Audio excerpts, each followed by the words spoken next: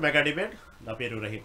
ఎట్టకేలకు తెలంగాణ సంబంధించినటువంటి గ్రామ పంచాయతీ ఎన్నికల షెడ్యూల్ అనేక వాయిదాల తర్వాత, అనేక పర్యాయాల తర్వాత, దాదాపుగా అధికారంలోకి వచ్చిన తర్వాత కాంగ్రెస్ పార్టీ అధికారంలోకి వచ్చిన తర్వాత అనేక రాష్ట్రాల్లో ఈ స్థానిక సంస్థల ఎన్నికల విషయానికి వచ్చేటప్పటికి ఎక్కడైతే కాంగ్రెస్ పార్టీ అధికారంలో ఉన్నటువంటి రాష్ట్రాల్లో దాదాపుగా స్థానిక సంస్థలకి ఎన్నికలకు వెళ్ళదు అనేటువంటి అపవాదం మూటగట్టుకున్న తరుణంలో తెలంగాణ విషయంలో కూడా అదే జరుగుతుంది. కావాలనే పదే పదే ఈ స్థానిక సంస్థల ఎన్నికల సంబంధించి ఏదో కారణం చెప్పి ఏదో ఒక సాగుతో వాయిదాలు వేస్తున్నారు అనేటువంటి కారణాలతో అనేక సార్లు ఈ విధంగా వాయిదాలు పడుతూ వచ్చింది. తర్వాత చివరిలో ఎన్నికలు జరుపుకుందానేటప్పటికీ కోర్టు కూడా ఈ బీసీ రిజర్వేషన్ అంశంలో ఒకసారిగా హోల్డ్లో పెట్టడం, ఇలా అనేక పర్యాయాలు అనేక సార్లు దాదాపు గ్రామ పంచాయతీ ఎన్నికలు అనేటువంటి ఏదైతే స్థానిక సంస్థలు పంచాయతీ ఎన్నికలు కానివ్వండి, జెడ్పీటీసీ, ఎంపీటీసీ, ఇలా అనేక సార్లు వాయిదా పడ్డ తర్వాత ఎట్టకేలకు ఈరోజు రాష్ట్ర ఎన్నికల అధికారి కుముదిని తెలంగాణ సంబంధించినటువంటి సర్పంచ్ ఎన్నికల షెడ్యూల్ అయితే విడుదల చేయడం జరిగింది గ్రామ పంచాయతీలకు సంబంధించి.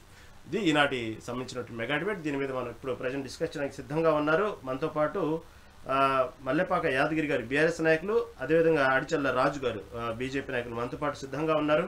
ముందుగా బీఆర్ఎస్ నాయకులు యాదగిరి గారి దగ్గరికి వెళ్దాం. యాదగిరి గారు నమస్తే అండి.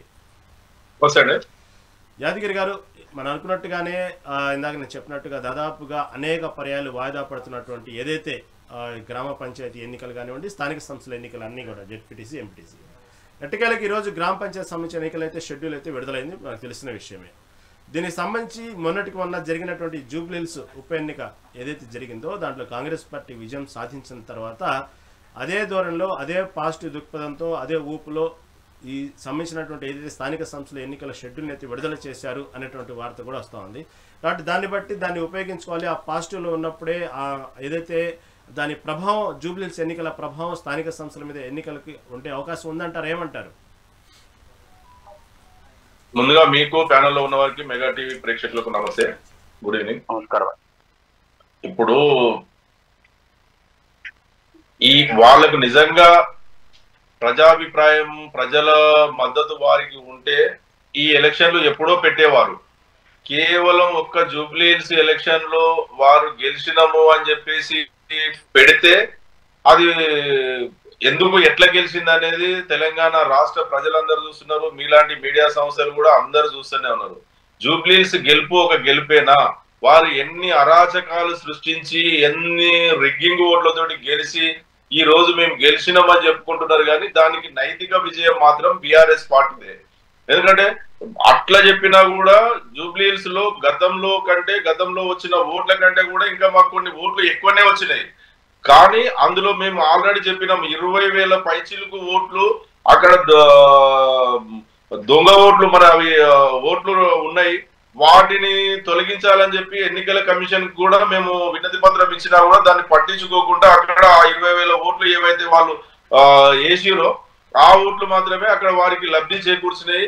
ఆ 20,000 ఓట్ల కంటే ముందు కూడా ఇప్పుడు వారు పోలింగ్ రోజు కూడా డబ్బులు విచ్చలవిడిగా డబ్బులు పంపి ప్రజలను భయభ్రాంతులకు గురి చేసి పోలింగ్ స్లిప్పులు ఇచ్చేటప్పుడు కూడా వారికి డబ్బులు, చీరలు పంపిణీ చేసి వారు గెలిచినామన్నారు. అదే రోజు కూడా ఒక ఫంక్షన్ హాల్లో, ప్రైవేటు పాఠశాలలో కూడా సాయంత్రం పూట మహిళలను అక్కడ తరలించి వాళ్ళు దొంగ ఓట్లు వేపించి రిగ్గింగ్ కు పాల్పడి వారు గెలిచి ఈ రోజు మేము గెలిచినాము, మా కాంగ్రెస్ పార్టీ ప్రజాపాలన చాలా బాగుంది అని చెప్తున్నారు. కానీ ఒకవేళ జూబ్లీహిల్స్ 119 నియోజకవర్గాల్లో ఒక్క నియోజకవర్గంలో వాళ్ళు తెలంగాణ రాష్ట్ర ప్రభుత్వాన్ని, ప్రభుత్వ యంత్రాంగాన్ని మొత్తం అక్కడ ఉపయోగించుకొని వాళ్ళు గెలిచి మేము గెలిచినాం అనుకుని వాళ్ళు సంతోషపడుతారు. ఓకే, పర్వాలేదు. కానీ ఈ రోజు వారికి నిజంగా చిత్తశుద్ధి ఉంటే స్థానిక ఎన్నికలకు రమ్మని చెప్పండి. కాకపోతే వారికి చిత్తశుద్ధి లేదు. బీసీలకు 42% రిజర్వేషన్లు కల్పిస్తామని చెప్పి మేము గతంలో కామారెడ్డి డిక్లరేషన్ చేసి, గత ఎన్నికల కన్నా ముందు కామారెడ్డి డిక్లరేషన్, బీసీ డిక్లరేషన్ అని చెప్పి వాళ్ళ జాతీయ నాయకులను పిలిపించి 42% మా ప్రభుత్వం ఏర్పడ్డ తొలినాళ్లలోనే మేము 100 రోజుల్లో 42% రిజర్వేషన్ చేస్తామని అమలు పరుస్తామని చెప్పారు. దాన్ని అట్లనే తాత్సారం చేసుకుంటూ 2 సంవత్సరాలు దగ్గరికి వచ్చిన తర్వాత మేము రిజర్వేషన్లు మాకు బీసీ కులగణన అని చెప్పి, దానిలో కూడా కులగణన, జనగణన అని చెప్పి తప్పుల తడకగా చూపించి, అయినా ఆ తప్పుల తడకను కూడా అన్ని పార్టీల నాయకులు, అన్ని కాంగ్రెస్, బీజేపీ, బీఆర్ఎస్, అన్ని రాజకీయ పార్టీలో ఉన్నటువంటి బీసీ నాయకులు అందరూ వ్యతిరేకించినా కూడా వారు శాసనసభలో బీసీ రిజర్వేషన్ కు మద్దతుగా అంటే అప్పుడు బీఆర్ఎస్ పార్టీ కూడా ప్రభుత్వానికి మద్దతుగా బీసీ రిజర్వేషన్ కు 42% రిజర్వేషన్ కు మద్దతుగా మేము మా పార్టీ తరఫున మద్దతు ప్రకటించడం. అయినా కూడా వాళ్ళు ఒకవేళ నిజంగా శాసనసభలో తీర్మానం చేసిన తర్వాత అన్ని రాజకీయ పార్టీలు కూడా ప్రభుత్వానికి మద్దతు ఇస్తే ప్రభుత్వం ముఖ్యమంత్రి గారు పెద్దన్న పోత్ర పోషించి ఆయన ఏం చేయాలి, ఢిల్లీలో అది ఇక్కడ గవర్నర్ దగ్గర అయిపోయిన తర్వాత ఢిల్లీలో రాష్ట్రపతి దగ్గర పెండింగ్ లో ఉంటే అక్కడ కేంద్రం దగ్గరికి వెళ్ళి దాన్ని ప్రత్యేక చట్టం తీసుకొచ్చి పార్లమెంట్ లో చట్టం చేసి 9వ షెడ్యూల్లో చేరిస్తే అది దానికి చట్టబద్ధత కలుగుతుంటే ఈ రోజు స్థానిక సంస్థల ఎన్నికల్లో బీసీలకు న్యాయం జరుగుతుండే 42%. కానీ బీసీల మీద ఎలాంటి ప్రేమ లేక ఓట్ల రాజకీయం కోసం మాత్రమే ఎలక్షన్లప్పుడు బీసీలకు రిజర్వేషన్లు అని చెప్పి బీసీ నినాదం ఎత్తుకొని బీసీల ఓట్ల కోసం మాత్రమే ఈ రోజు కాంగ్రెస్ పార్టీ ప్రభుత్వం బీసీల మీద ప్రేమ ఒలకబోసినట్టు నటిస్తుంది. తెలంగాణ రాష్ట్రంలో ఉన్న బీసీలందరూ గమనిస్తున్నారు. ఈ రోజు ఒక బీసీలో ఒక నియోజకవర్గంలో గెలిచినంత మాత్రంలో మేము గెలుపు కాదు. ఈ రోజు తెలంగాణ రాష్ట్రంలో ఉన్నటువంటి ప్రతి గ్రామ పంచాయతీలో ఇప్పుడు నిజంగా బీసీలు నిజం ఎట్లా ఓట్లేస్తారో బీసీలు గమనిస్తున్నారు.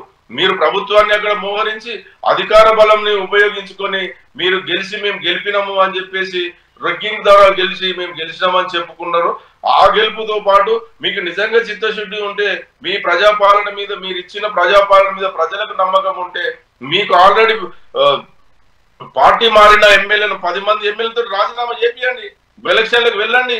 నిజంగా అప్పుడు మీకు తెలుస్తుంది నిజంగా మీకు ప్రజలు ఏ విధంగా మీకు మద్దతు ఉన్నారు అనేది.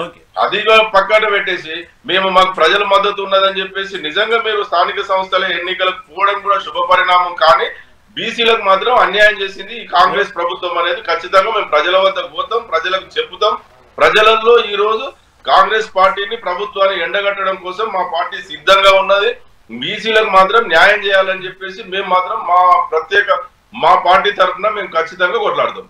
ఓకే అధికారి గారు, కాంగ్రెస్ పార్టీ ఒకవైపు అంటుంది ఏదైతే బీసీ రిజర్వేషన్ సంబంధించి సరే కోర్టులో తీర్పు అలాగే ఉండనివ్వండి, పార్టీ తరఫున మేము ఇచ్చేటువంటి రిజర్వేషన్ మాత్రం బీసీలకు మేము మాట ఇచ్చినట్టుగానే బీసీలకు ఇచ్చే రిజర్వేషన్తోనే స్థానిక సంస్థల ఎన్నికలకు వెళ్తామంటూ పదే చెప్తున్నట్టు పార్టీ. అదేవిధంగా మీరు చెప్పినట్టుగానే ఏదైతే జనగణన కులగణన ఇవన్నీ జరిగిన తర్వాత దానికి సంబంధించినటువంటి ఏదైతే ఉందో దాని ప్రకారం కూడా మాకంటూ ఒక క్లారిటీ ఉంది, బీసీలు ఎక్కడెక్కడ ఉన్నారో దాని ప్రకారం ముందుకు వెళ్తామంటూ కాంగ్రెస్ పార్టీ అంటుంది. ఇంతకీ మీరు స్థానిక సంస్థల ఎన్నికలకి స్వాగతిస్తున్నారా? ఏదైతే 3 విడతల్లో జరుగుతున్నటువంటి ఎన్నికలు అయితే 11, 14, 17 తేదీ అంటే డిసెంబర్ 11, 14, 17 ఈ తేదీలో సిద్ధమయ్యారా? స్వాగతిస్తున్నారా యాదగిరి గారు? సార్ ఇప్పుడు ఎలక్షన్లు ఎప్పుడు వచ్చినా మేము స్వాగతిస్తున్నాము. ప్రజల మద్దతు బీఆర్ఎస్ పార్టీకే ఉన్నది. ప్రభుత్వానికి వ్యతిరేకంగా తెలంగాణ రాష్ట్రంలో ఉన్నటువంటి అన్ని వర్గాల ప్రజలు ఈ రోజు ప్రభుత్వానికి వ్యతిరేకంగా ఉన్నది.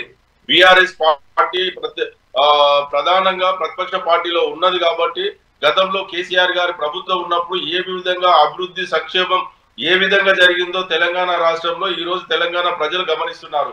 ఆ రోజు కాంగ్రెస్ పార్టీకి ప్రజలు ఎవరు గ్రామీణ ప్రాంత రైతులు గ్రామీణ ప్రాంత ప్రజలు మాత్రమే వారికి ఓట్లు వేసినారు. ఎందుకంటే వారు చెప్పిన రేవంత్ రెడ్డి గారు కాంగ్రెస్ ప్రభుత్వం పార్టీ వాళ్ళు ఆ రోజు ఎలక్షన్ల టైంలో అనేక అబద్ధపు హామీలు ఇవ్వడం వల్ల మేము రైతు బంధు కేసీఆర్ గారు 10,000 ఇస్తున్నాడు, నేను 12,000 ఇస్తా, 15,000 ఇస్తా అని చెప్పి రైతు కూలీలకు ఇస్తా అని చెప్పేసి అదే విధంగా ఆ పేదింటి ఆడబిడ్డకు కేసీఆర్ గారు 1,00,000 రూపాయలు ఇస్తాడు, 1,50,000. మళ్ళీ దీని గురించి డిస్కస్ చేద్దాం, చాలా సమయం ఉంది. ప్రస్తుతం మన స్థానిక సంస్థల ఎన్నికల గురించి డిస్కస్ చేద్దాం, తర్వాత మళ్ళీ మీ దాని సమయాన్ని బట్టి మళ్ళీ మాట్లాడదామండి. రాజు గారు ఉన్నారు, బీజేపీ నాయకులు మనతో పాటు సిద్ధంగా. రాజు గారు నమస్తే అండి. నమస్కారం అండి. ఏదైతే స్థానిక సంస్థల ఎన్నికలకు సంబంధించిన షెడ్యూల్ అయితే విడుదలైంది, మొదటిగా గ్రామ పంచాయతీ ఎన్నికల షెడ్యూల్ అయితే విడుదలైంది. 3 విడతల్లో మీకు తెలిసి ఉన్నది పాటికి ఈ డిసెంబర్ 11, 14, 17 తేదీల్లో. ఇంకా 2 రోజుల సమయం ఉంది. ఏదైతే నామినేషన్ల ప్రక్రియ ప్రారంభం అవడానికి 27వ తారీఖు నుంచి మొదటి నామినేషన్, తర్వాత 2వ విడత నామినేషన్ 30వ తారీఖు నవంబర్, అదేవిధంగా 3వ విడత వచ్చేటప్పటికి డిసెంబర్ 3వ తారీఖుతో 3వ విడత నామినేషన్ అనేది ప్రారంభం అవుతుంది. ఈ తరుణంలో మీ పార్టీ స్టాండ్ ఏంటి? ఈ స్థానిక సంస్థ ఎన్నికలకు సిద్ధమయ్యారా? గ్రామ పంచాయతీ ఎన్నికలకి స్వాగతిస్తున్నారా? ఏమంటారు? ఎందుకంటే మొదటి నుంచి కాంగ్రెస్ ప్రభుత్వం ఎక్కడైతే ఉందో ఈ స్థానిక సంస్థల ఎన్నికలకి వెళ్ళడానికి మాత్రం ముందుకు రాదు అనేటువంటి అపవాదు మూట కట్టుకున్నటువంటి పార్టీ నుంచి లేదు, ఖచ్చితంగా ఆ అపవాదు మూట కట్టుకున్నాం కాబట్టి ఈ ఖచ్చితంగా ఎన్నికలకు వెళ్లాల్సిందే అనేటువంటి తీరులో ఉన్నట్టు కాంగ్రెస్ పార్టీ ఎట్టికలకు షెడ్యూల్ విడుదల చేసింది. ఏమంటారు? నమస్కారం అండి. అయితే విషయం ఏంటంటే 42% రిజర్వేషన్ తో వెళ్తామని చెప్పి కల్లగొల్లి మాటలు చెప్పేసి కామారెడ్డిలో బీసీ డిక్లరేషన్ అని చెప్పేసి ఒక స్టాండ్ మీద ఈ ప్రభుత్వం 6 గ్యారంటీలు 420 మోసాలతో గద్దెనెక్కిన ఈ ప్రభుత్వము బీసీలను ఇప్పటికి కూడా ఎంత వెర్రివాళ్ళుగా చూస్తుందని చెప్పేసానంటే పార్టీ పరంగా 42% ఇస్తా అని చెప్పేసి అంటుంది. ఈ స్థానిక సంస్థలలో పార్టీ పరంగా ఎంపీటీసీ జెడ్పీటీసీ ఈ ఎన్నికలకైతే పార్టీ పరంగా ఇవ్వడానికి అవకాశం ఉంది. సర్పంచ్ ఎలక్షన్లకి కంపల్సరీగా ఒక పార్టీ సంబంధించిన బీఫామ్ ఉండదు, పార్టీ సింబల్ ఉండదు. దానికి మేము పార్టీ పరంగా 42% ఇస్తాము, మేము బీసీలకు న్యాయంగానే ఉన్నామని చెప్పేసి అని ఎంత అంటే మరీ మామూలుగా ఊర్లో ఉన్న మామూలుగా ఏదైతే చిన్న పిల్లల్ని అడిగినా కూడా చెప్తారు పార్టీ పరంగా ఇది ఉండదని చెప్పేసి అని. ఆ పరంగా ముందుకెళ్ళడం అనేది చాలా ఎంత ఎడ్డిది అనేది అర్థమవుతుంది. రెండో విషయం ఏంటంటే ఈ స్థానిక సంస్థల ఎలక్షన్లకు మేము ఎప్పటి నుంచో స్వాగతిస్తున్నాం. మా పార్టీ కూడా చాలా స్టాండ్ గా ఉంది. ఎట్లా అంటే మా బూత్ లెవెల్లో బూత్ కార్యకర్తల నుంచి దగ్గర నుంచి మొదలు పెడితే ప్రతి ఒక్కరు కూడా ప్రజాప్రతినిధిగా గెలవడం కోసము ప్రతి ఒక్కరు కూడా ముందే సన్నద్ధాలు చేసుకొని ఉన్నారు. మేమైతే ఈసారి స్థానిక సంస్థలో ఏ ఎన్నికలు వచ్చినా కూడా ముందుగా ఎంపీటీసీ పెడతా అని చెప్పేసి అని కల్లెబుల్లి మాటలు చెప్పేసి అని మళ్ళీ దీన్ని రద్దు చేసి మళ్ళీ ఇప్పుడు సర్పంచ్ ఎలక్షన్లకు రావడం జరిగింది. ఈ సర్పంచ్ ఎలక్షన్లు గెలుచుకొని ఏ దొడ్లో మనకు పిల్ల పుట్టినా కూడా మా దొడ్లో కట్టేసుకుందాం అని చెప్పేసి అన్నట్టుగా సర్పంచ్ ఎలక్షన్లో ఏ లోగోతో గెలిచినా కూడా మళ్ళీ కాంగ్రెస్ పార్టీలో తీసుకొచ్చుకొని తర్వాత స్థానిక సంస్థల ఎలక్షన్లో మేమే గెలిచామని చెప్పేసి విరవేయడం కోసం తప్ప స్థానిక సంస్థలలో వాళ్ళు ఏదైతే స్టాండ్ మీద ఉన్నారో ఆ స్టాండ్ మీద ఇప్పటికైనా కూడా ముందుకెళ్తే ఇంకా చాలా బాగుంటుంది. అదే కాకుండా సర్పంచ్ ఎలక్షన్లు కాకుండా ఎంపీటీసీ ఎలక్షన్లు ముందు పెట్టి మేము పార్టీ పరంగా 42% ఇస్తున్నాం అని చెప్పేసి అంటే అప్పుడు కూడా ఇంకా ప్రజలు చాలా మంది స్వాగతించేవారు కావచ్చు. ఓకేనండి రాజు గారు, మళ్ళీ మీ దగ్గరకు వస్తాను. తర్వాత ప్రస్తుతం మనతో పాటు కాంగ్రెస్ నాయకులు కూడా సిద్ధంగా ఉన్నట్టున్నారు. శివకుమార్ గారు, డాక్టర్ శివకుమార్ గారు నమస్తే అండి. నమస్తే అండి. సిరాజా శివకుమార్ రహీం అండి. శివకుమార్ గారు శివకుమార్ గారు వాయిస్ వినబడుతుందా? Okay right. శివకుమార్ గారు, ఎట్టకేలకు ఏదైతే స్థానిక సంస్థల ఎన్నికలకు సంబంధించినటువంటి షెడ్యూల్ అయితే విడుదలైంది, మొత్తం మీద డిసెంబర్ 11, 14, 17 తేదీల్లో ఏదైతే గ్రామ పంచాయతీ ఎన్నికలకు సిద్ధమైన షెడ్యూల్ మొత్తం విడుదలైన తర్వాత ఇప్పుడు ఒక్కసారిగా ఈ రోజు నుంచే ఎన్నికల కోడ్ కూడా అమల్లోకి రాబోతుంది. ఈ క్షణం నుంచే ప్రస్తుత పరిస్థితులను బట్టి చూస్తే మొన్నటికి మొన్న మీ పార్టీ ఏదైతే జూబ్లీహిల్స్ ఉప ఎన్నికల విజయం సాధించిన తర్వాత ఈ ఎన్నికలకు వెళ్ళారు కాబట్టి అదే ఊపులో మొత్తం దాదాపుగా స్థానిక సంస్థల ఎన్నికల్లో మొత్తంలో కూడా కాంగ్రెస్ జెండా ఎగరేయాలి, క్లీన్ స్వీప్ చేయాలనేటువంటి కేవలం ఆ భావంతోనే ఎట్టకేలకు మొన్న జూబ్లీహిల్స్ ఉప ఎన్నిక గెలుపుని వాడుకోవాలి అనేటువంటి విషయాన్ని కాంగ్రెస్ పార్టీ భావిస్తుందనే ప్రచారం జరుగుతుంది. ఆ విధంగానే దాన్ని వాడుకోవటం కోసమే ఎన్నికల షెడ్యూల్ ఇప్పుడు విడుదల చేశారా? ఎన్నోసార్లు వాయిదా పడ్డటువంటి ఎన్నికల షెడ్యూల్ ఒక్కసారిగా ఇప్పుడు విడుదల చేయడానికి కారణం ఏంటంటారు? మెగా 9 టీవీ డిబేట్ ప్రేక్షకులకు, మీకు ప్యానెల్ ఉన్న వారికి నమస్కారం. రహీం గారు, కాంగ్రెస్ పార్టీ ఎప్పుడైతే బీఆర్ఎస్ అధికారంలో ఉన్నప్పుడు ప్రజలలో కోవడం జరిగింది. బీఆర్ఎస్ చేసిన ప్రజా వ్యతిరేక విధానాలను ఎండగడుతూ ప్రజలకు ఒక చైతన్యం చేయడం జరిగింది. గతంలో టీఆర్ఎస్ బీఆర్ఎస్ ఏం చేసింది, ప్రజలకు 10 సంవత్సరాల అలా చెప్పిన తర్వాత ప్రజలకు మొత్తానికి రేపు రాబోయే ఎలక్షన్లో మార్పు కావాలి, కాంగ్రెస్ రావాలి అనే ఒక నినాదంతో ముందుకు రావడం జరిగింది. దాని తర్వాత ఎలక్షన్ మేనిఫెస్టో విడుదల చేసినప్పుడు ఎస్సీ వర్గీకరణ, బీసీ కులగణన చేస్తాము, బీసీలకి 42% ఇస్తామని చెప్పి కాంగ్రెస్ పార్టీ చెప్పడం జరిగింది. అదేవిధంగా మొత్తానికి దామోదర్ రాజనరసింహ గారిని ముందు పెట్టి ముఖ్యమంత్రి రేవంత్ రెడ్డి గారు ఎస్సీ వర్గీకరణ చేయడం జరిగింది. సుప్రీంకోర్టులో ఒక నిర్ణయం వచ్చిన గంట సేపు లోపలనే అసెంబ్లీలో ముఖ్యమంత్రి రేవంత్ రెడ్డి గారు ఓపెన్ గా చెప్పడం జరిగింది, ఫస్ట్ తెలంగాణ రాష్ట్రమే చేస్తుంది ఎస్సీ వర్గీకరణ అని చెప్పడం జరిగింది, చేసి చూపించడం జరిగింది. దాని తర్వాత బీసీ డిక్లరేషన్ సబ్జెక్ట్కి వచ్చినప్పుడు అసెంబ్లీలో ఆల్ పార్టీస్ ఆమోదం తెలిపినరు, అది మాట వాస్తవం. ఇప్పుడు ఇంతకుముందు మల్లెపాక యాదగిరి గారు చెప్పడం జరిగింది, అసెంబ్లీలో బిల్లు పెడితే మేము పాస్ చేస్తామని. బిల్లు పెడితే వీళ్ళు మద్దతు చేసిండ్రు, చేయలేదు అంటలేము. బీజేపీ కూడా మద్దతు చేసింది, ఎందుకంటే 8 మంది ఎమ్మెల్యేలు ఉన్నారు, 8 మంది ఎంపీలు ఉన్నారు. కానీ ఇక్కడ వచ్చిన చిక్కంతా ఏంటంటే గల్లీలో తెలంగాణ అసెంబ్లీలోనేమో వీళ్ళు బిల్లు పాస్ చేయడానికి ఆమోదం తెలిపిండ్రు. అటు ఢిల్లీకి పోదాం రమ్మంటే ఆల్ పార్టీస్ మీటింగ్ లో వీళ్ళు రాలేదు. సెంట్రల్ గవర్నమెంట్ వాళ్ళదని వాళ్ళు రాలేదు. ఇప్పుడు వీళ్ళ దగ్గరకు వస్తే బీఆర్ఎస్ లోకి ఎంపీలు లేరు, రాజ్యసభలో ఉన్నారు కాబట్టి వాళ్ళైనా అక్కడ వచ్చేది ఉండే. కానీ కాంగ్రెస్ పార్టీ ఏదైతే బిల్ పాస్ అయిన తర్వాత బిల్ పెట్టినప్పుడు గవర్నర్కి ఇస్తే గవర్నర్ బిల్ పాస్ చేయలేదు. ఆ బిల్ అట్లనే పెండింగ్ ఉంది. హైకోర్టు నుంచి ఒక డిసిషన్ వచ్చింది, కట్ ఆఫ్ డేట్ ఇచ్చి ఈ తారీఖు లోపల మీరు ఎలక్షన్లు నిర్వహించాలి లోకల్ బాడీస్ అని చెప్పడం జరిగింది. దానికని చెప్పి మళ్ళీ కాంగ్రెస్ పార్టీ ఆర్డినెన్స్ తీసుకురావడం జరిగింది. ఆర్డినెన్స్ తీసుకొని వచ్చి ఇమీడియట్ గా గవర్నర్ కి అటు రాష్ట్రపతికి పంపించడం జరిగింది. అయితే బీజేపీ ప్రభుత్వం ఏమనుకుంటుందంటే ఒకవేళ బీసీలకు 42% కాంగ్రెస్ పార్టీ చేసింది మేము ఇచ్చినట్టయితే మేము ఉనికి కోల్పోతామనే రకంగా బీజేపీ ప్రభుత్వం ఆలోచించి అటు గవర్నర్ని కానీ ఇటు రాష్ట్రపతిని కానీ సస్యమరా అని చెప్పి ఆపివేయడం జరిగింది. ఇటు మొత్తానికి తెలంగాణ రాష్ట్రంకి వెళ్ళి బీసీ కుల నాయకులని బీసీ సంఘాలని అటు ముఖ్యమంత్రి తర్వాత మంత్రులు వీళ్ళందరూ కూడా జంతర్ మంతర్ దగ్గర మీటింగ్ పెట్టడం జరిగింది. అప్పుడు రమ్మంటే కూడా బీజేపీ వాళ్ళు మేము అధికారంలో మేమున్నాం మేము రాలేమనే రకంగా కిషన్ రెడ్డి బండి సంజయ్ ఎవరు మొత్తానికి సమాచారం పంపించినట్టు మనకిది. అలాగే ఆలోచిస్తే బీఆర్ఎస్ రాజ్యసభ సభ్యులు కూడా రాలేదు.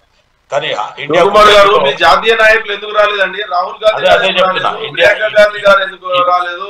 సోనియా గాంధీ గారు మీరు కామారెడ్డి డిక్లరేషన్ చేసేటప్పుడు జాతీయ నాయకులు డిక్లరేషన్ చేయొచ్చు కానీ మరి ఢిల్లీలో ధర్నా చేసినప్పుడు మీ జాతీయ నాయకుల ధర్నా దగ్గరికి ఎందుకు తీసుకురాలో చెప్పండి. అయితే జాతీయ నాయకులు అదే చెప్తున్నా, ఢిల్లీలో ఇండియా కూటమికి సపోర్ట్ చేసిన వాళ్ళందరూ కూడా వాయిదా తీర్మానం చేస్తూ నిరసన చేయడం జరిగింది. దాని తర్వాత వాయిదా తీర్మానం మొత్తానికి బీజేపీ ప్రభుత్వం పార్లమెంట్ లో వాయిదా తీర్మానం పెట్టలేదు. దాని తర్వాత జంతర్ మంతర్ దగ్గర ధర్నా చేసినప్పుడు అదే సేమ్ డే రోజు రాహుల్ గాంధీ గారికి ఆయన కేసు ఏదో ఉంది అని చెప్పి రావడం లేదు అని చెప్పిండ్రు. ఇండియా కూటమికి సపోర్ట్ చేసిన వాళ్ళందరూ వచ్చిండ్రు. అక్కడ మీరు అన్నట్టు సోనియా గాంధీ గారు కానీ హెల్త్ ఇష్యూతోని ఆమె రాలేదు. ఇటు రాహుల్ గాంధీ కోర్టు కేసు ఉందని ఆయన రాలేదు. దాని తర్వాత ఖర్గే గారు కూడా రాలేదు. నేను వచ్చిందని నేను ఏం చెప్పాను, రాలేదు. కానీ ఇండియా కూటమికి సపోర్ట్ చేసింది కాంగ్రెస్ పార్టీకి సపోర్ట్ చేసిన టీం మొత్తం అక్కడ ఉన్నారు. ఆ మొత్తానికి ఆ ధర్నాన్ని విజయవంతం చేయడం జరిగింది. తర్వాత రాష్ట్రపతిని మొత్తానికి కలవడానికి అపాయింట్మెంట్ అడిగితే వాళ్ళు అది కూడా ఇవ్వలేదు. మళ్ళీ మనోళ్ళందరూ కూడా వెనక్కి తిరిగి వచ్చారు. తెలంగాణకి పోయిన బీసీ సంఘాలు కానీ ఉద్యమకారులు కానీ లేకపోతే కాంగ్రెస్ పార్టీ తీసుకుపోయిన పర్సన్స్ కానీ మొత్తానికి అందరు కూడా పార్లమెంట్ లో మీ ప్రతిపక్ష నాయకుడు రాహుల్ గాంధీ గారు ఏ రోజైనా బీసీలకు తెలంగాణలో 42% రిజర్వేషన్ కోసం ఏదైనా కేంద్ర ప్రభుత్వాన్ని అడిగిండా? మీ కాంగ్రెస్ పార్టీ తెలంగాణ నుంచి గెలిచిన ఎంపీలు 8 మంది ఎంపీలు కాంగ్రెస్ పార్టీ నుంచి బీజేపీ ఎంపీలు ఉన్నారు కదా, ఏ రోజైనా తెలంగాణ 42% డిక్లరేషన్ రిజర్వేషన్ కోసం ఎప్పుడైనా అడిగిరా? మరి రాహుల్ గాంధీ గారు జాతీయ నాయకుడు పార్లమెంట్ లో ప్రతిపక్ష నాయకుడు ఎందుకు అడగలేదు? కేంద్రాన్ని ఎందుకు నిలదీయలేదు? వారు ఒకవేళ పార్లమెంట్ లో అడిగితే దానికి కేంద్ర ప్రభుత్వం ఏం సమాధానం చెప్తుందో దాని మీద ఆ రోజు చర్చ జరిగేది కదా. మరి మీకు చిత్తశుద్ధి ఉంటే మీ జాతీయ నాయకులతో పార్లమెంట్ లో ప్రధాన ప్రతిపక్ష నాయకులతో ఎందుకు మాట్లాడించలేకపోయారు? మీ నాయకుడు పార్లమెంట్ లో ఎందుకు నిలదీయలేకపోయాడో చెప్పండి.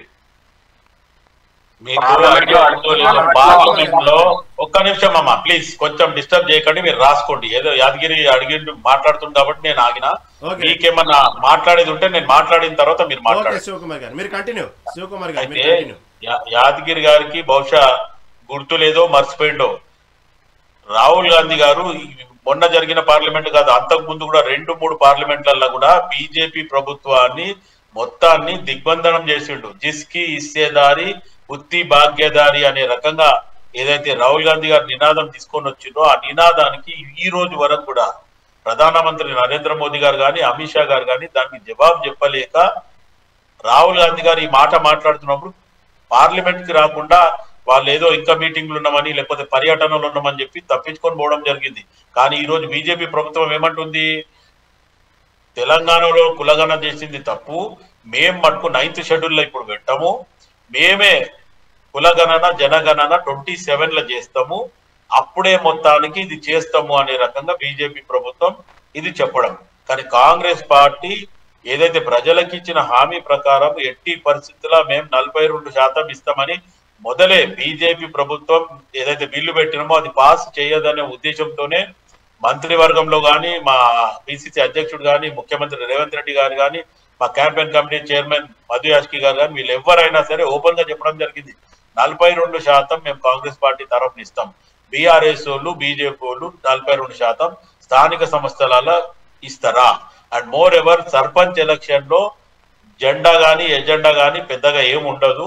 ఖచ్చితంగా అక్కడ ఎవరైతే ఫెమిలియర్ ఉంటారో ఎవరికైతే మంచి పలుకుబడి ఉంటుందో వాళ్ళని ఊర్లలో నియమిస్తారు అనేది మనం ఆలోచించడం. కానీ దీని బ్యాక్ డోర్ అంతా జరిగేదంతా పాలిటిక్సే. మొత్తానికి ఈ 2014 నుంచి మొత్తానికి సర్పంచులు కానీ లేకపోతే ఎంపీటీసీలు కానీ జెడ్పీటీసీలు కానీ ఇవన్నీ ఎట్లయిపోయినంటే రాజకీయ పరంగానే నడుస్తున్నాయి. జెండాలు ఉన్నా సరే జెండాలు లేకపోయినా సరే ఖచ్చితంగా రాజకీయ పరంగానే నడుస్తుంది అనేది మనకు తెలుసు. గతంలో సర్పంచులని బిల్లులు ఇవ్వకపోతే శివకుమార్ గారు మళ్ళీ మీ దగ్గరకు వస్తాను. సమయం ఎక్కువ మీరే తీసుకున్నట్టున్నారు. మళ్ళీ మీ దగ్గరకు వస్తానండి, మళ్ళీ వస్తాను దాని గురించి. యాదగిరి గారు, ప్రస్తుతం చూస్తే ఏదైతే ఉన్నటువంటి పరిస్థితిలో బీఆర్ఎస్ పార్టీ అంటే వరుస ఓటములు అనేది ఏం కాదు, ఒకటి దాదాపుగా కాంగ్రెస్ పార్టీ వచ్చిన తర్వాత చిన్న చిత్తగా 1-2 సార్లు ఓటములు చూసుకున్నప్పటికీ కూడా ఇటు పక్క బీఆర్ఎస్ పార్టీని మానసికంగా కృంగదీస్తుంది మాత్రం ఇంటిపోరండి. ఇంటిపోరు సంబంధించినటువంటి విషయంలో ఇప్పటికే కవిత చేసేటువంటి కామెంట్స్ కానివ్వండి, ఇటు పక్క హరీష్ రావు సంబంధించిన అవినీతి చేసినటువంటి విషయాల్లో కానివ్వండి, కవిత చేస్తున్న కామెంట్స్ కానివ్వండి, ఇటు పక్క కాళేశ్వరం సంబంధించినటువంటి నోటీసులు అందుకున్నటువంటి కేసీఆర్ కానివ్వండి, ఇటు ఫార్ములా ఈ కార్యకి సంబంధించిన ఇలాంటి ఒక రంగ పార్టీ వరుస ఓటములతో పాటు ఇటు పర్సనల్ గొడవల్లో కూడా బాగా ఇబ్బంది పడుతున్నటువంటి తరుణంలో ఇప్పుడు వస్తున్నటువంటి స్థానిక సంస్థల ఎన్నికలు, మొన్న జరిగినటువంటి జూబ్లీహిల్స్ ఎన్నికల విషయానికి వచ్చేటప్పటికి పార్టీ పరిస్థితులు ఏంది, పార్టీ దీనికి సంబంధించినటువంటి కాంగ్రెస్ పార్టీ రిఫరెండంగా భావిస్తూ పాటు రిఫరెండం కాదు ఇటు బీఆర్ఎస్ పార్టీ కూడా ప్రస్తుత పరిస్థితుల్లో గ్రౌండ్ లెవెల్ ఎలా ఉంది చూసుకోవడానికి ఒక మంచి ఎన్నికలు అనుకున్న తరుణంలో అక్కడ ఫెయిల్ అయింది. ఇప్పుడున్న పరిస్థితుల్లో ఈ స్థానిక సంస్థల ఎన్నికల్లో కూడా ప్రస్తుతం సిద్ధంగా ఉన్నారా? పార్టీ క్యాడర్ బలంగా ఉందా? క్షేత్రస్థాయిలో పార్టీని ఊపు తెచ్చేటువంటి పరిస్థితులు ఉన్నాయి? పక్క చూస్తే ఇంటిపోరులో ఉంది, ఏమంటారు? రహీం గారు, మా పార్టీ ప్రజలలో ప్రజాబలంతో చాలా బలంగా ఉన్నది. మా నాయకుడు కేసీఆర్ గారి నాయకత్వాన్ని ప్రజలు పూర్తిగా విశ్వసిస్తున్నారు. మాకు వర్కింగ్ ప్రెసిడెంట్ కేటీఆర్ గారు ఉన్నారు, హరీష్ గారు ఉన్నారు. మాకు ఎలాంటి పోరు లేదు, ఎలాంటి ఇబ్బంది లేదు. కేవలం గతంలో జరిగిన ఎన్నికల్లో కేసీఆర్ గారు 3వ ముఖ్యమంత్రి అయితే రేపు కేంద్రంలో కీలకంగా మారుతారు కాబట్టే 2 జాతీయ పార్టీలు కలిసి కూడబలుకొని 3వ కేసీఆర్ ఏమంటారు ఒకరికొకరు ఒప్పందం ఇచ్చిపుచ్చుకునే ధోరణితో గత శాసనసభ ఎన్నికల్లో కాంగ్రెస్ పార్టీని బీజేపీ పార్టీ గెలిపించి రేవంత్ రెడ్డి గారిని ముఖ్యమంత్రిని చేసింది. అదే బీజేపీ పార్టీని మళ్ళీ పార్లమెంట్ ఎలక్షన్లలో మళ్ళీ కాంగ్రెస్ పార్టీ గెలిపించి కేంద్రానికి మద్దతు ప్రకటించింది. చోటేబాయ్ బడేబాయ్ రేవంత్ రెడ్డి గారు మోడీ గారు ఇద్దరు దోస్తులు, చిన్నన్న పెద్దన్న తమ అని చెప్పేసి వాళ్ళే ప్రకటించుకున్నారు. ఈ రోజు జూబ్లీహిల్స్ లో గెలిచిర్రు, మమ్మల్ని మానసికంగా ఇబ్బంది పెట్టిరంటే జూబ్లీహిల్స్ లో గెలిచింది తెలంగాణ సమాజానికి మొత్తం తెలుసు. తెలంగాణ సమాజం మొత్తం చూసింది. ఎన్ని ఓట్లతోటి గెలిచిర్రు, ఎంత అరాచకం సృష్టించిర్రు, ప్రజలను ఏ విధంగా భయభ్రాంతులకు గురి చేసిర్రు, ఏ విధంగా ప్రభుత్వాన్ని ప్రభుత్వ బలాన్ని మొత్తం ఉపయోగించి అక్కడ రిగ్గింగ్ పాల్పడి గెలిచింది. అది గెలుపు కాదు. మేము పూర్తిగా మా నాయకుడు కేటీఆర్ గారు పూర్తి స్థాయిలో ఓన్ చేసుకొని అక్కడ ప్రచారం చేసిండు. మాకు ఎక్కడ ఓట్లు కూడా తక్కువ లేదు.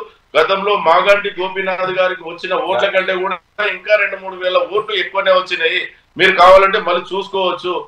కేవలం కాంగ్రెస్ పార్టీ జూబ్లీహిల్స్ లో కాంగ్రెస్ పార్టీ, ఎంఐఎం, బీజేపీ అన్ని రాజకీయ పార్టీలు మూకుమ్మడిగా బీఆర్ఎస్ పార్టీకి వ్యతిరేక ఒక్క నిమిషం బీఆర్ఎస్ పార్టీకి వ్యతిరేకంగా అన్ని పార్టీలు కలుపుకొని చేసినా కూడా వాళ్ళకు వచ్చింది 20,000 ఓట్లు మెజారిటీలో. అవి 20,000 ఓట్లు రిగ్గింగ్ తోటి గెలిచిందే ఇన్ని పార్టీలు కలిసినా. కానీ సింగిల్ గా బీఆర్ఎస్ పార్టీ కొట్లాడడం వల్ల ప్రజలకు కేటీఆర్ గారు ప్రతి విషయాన్ని వివరించి ప్రజల వద్దకు పోవడం వల్ల గత గోపీనాథ్ గారి ఓట్ల కంటే కూడా ఇంకా మనం అధికంగా ఓట్లు సంపాదించుకున్నాము. అదే విధంగా గ్రామీణ ప్రాంతాలలో కూడా నేను అదే ఇంతకుముందు చెప్పింది కూడా గతంలో గ్రామీణ ప్రాంత ప్రజలను నమ్మించి మోసం చేసిండు రేవంత్ రెడ్డి గారు. కాబట్టి ఎందుకంటే గతంలో రైతు బంధు 10,000కు 15,000 ఇస్తా, రైతు కూలీలకు ఇస్తా, కౌలు రైతులకు ఇస్తా, తులం బంగారం ఇస్తా, 2,500 మహిళలకు ఇస్తా అని చెప్పి అనేక అబద్ధపు హామీలు ఇచ్చిర్రు. అదే విధంగా ఏకకాలంలో 2 లక్షల రూపాయలు రైతులు రుణమాఫీ చేస్తారు. ఇప్పుడు కూడా అలా 50% కూడా చేయలేదు. ఇన్ని సమస్యలు ఉన్నాయి కాబట్టి తెలంగాణ గ్రామీణ ప్రాంత ప్రజలు పూర్తిగా ఈ రోజు రేవంత్ రెడ్డి గారు ఎప్పుడు స్థానిక సంస్థల ఎన్నికలు పెట్టినా కూడా వారికి ఓటు అనే ఆయుధంతో బుద్ధి చెప్పడానికి సిద్ధంగా ఉన్నారు. ఈ రోజు నేను బీసీలకు 42% మేము పార్టీ పరంగా ఇస్తామంటే బీసీలకే అన్యాయం జరుగుతుందండి. బీసీలకు ఏ విధంగా మేలు జరుగుతుంది? ఇప్పుడు ఒక్కసారి ఆలోచన చేయండి. బీసీలకు ఒకవేళ బీసీలకు ఒక పార్టీ, నేను ఏ పార్టీకి అని చెప్పాను, ఒక పార్టీ బీసీకి అక్కడ మనము అవకాశం ఇచ్చినామంటే వేరే పార్టీ ఓసీకి ఇస్తుంది. అక్కడ బలంతో ఆర్థిక బలంతో గెలిచింది ఓసీనే గెలుస్తారు కదా, అప్పుడు బీసీకే అన్యాయం జరుగుతుంది కదా.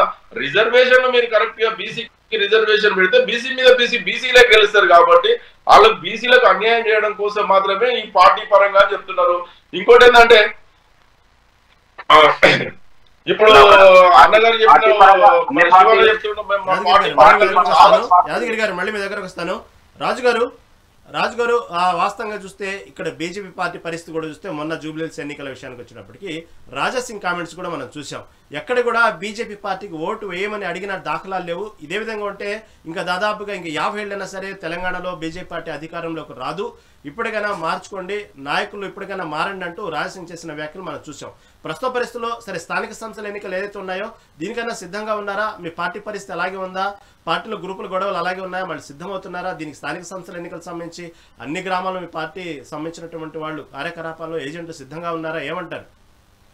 పార్టీల పరంగా చూసుకుంటే మా పార్టీలో నాయకుల పరంగా చూసుకున్నా కూడా ఎక్కడ కూడా ఏదీ లేదు.